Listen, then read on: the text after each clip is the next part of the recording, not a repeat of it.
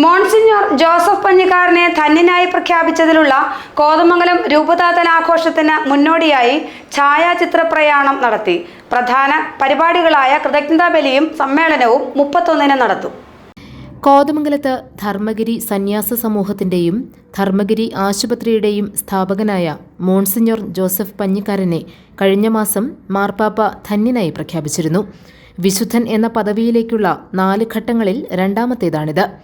ധന്യനായുള്ള പ്രഖ്യാപനത്തിന്റെ കോതമംഗലം രൂപതാതല ആഘോഷം ഈ മാസം 30-31 തീയതികളിലാണ് നടത്തുന്നത്. ഇതിനു മുന്നോടിയായാണ് ഛായാചിത്ര പ്രയാണം നടത്തിയത്.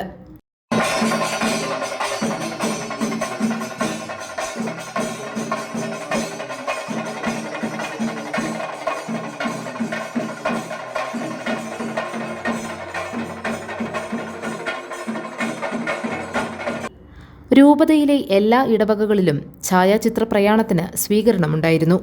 ഇടവകകളിലെ വികാരിമാരുടെ നേതൃത്വത്തിലായിരുന്നു സ്വീകരണം. മാലിപ്പാറ സെന്റ് മേരീസ് ഇടവകയിലെ സ്വീകരണത്തിന് വികാരി ഫാദർ ജോസ് കൂനാനിക്കൽ നേതൃത്വം നൽകി. ഛായാചിത്ര പ്രയാണത്തിന് sister Abhaya, sister Liya Rose, sister Rosmin, sister Harshitha, father Robin Padinjarekkoott തുടങ്ങിയവർ നേതൃത്വം നൽകി.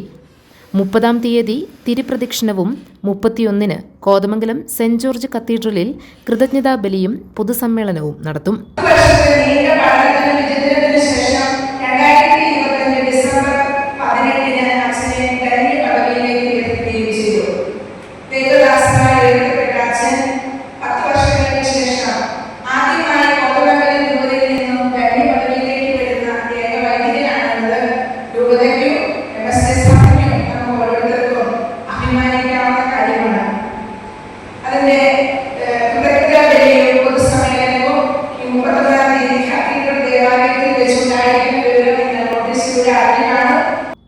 GTV news Kothamangalam.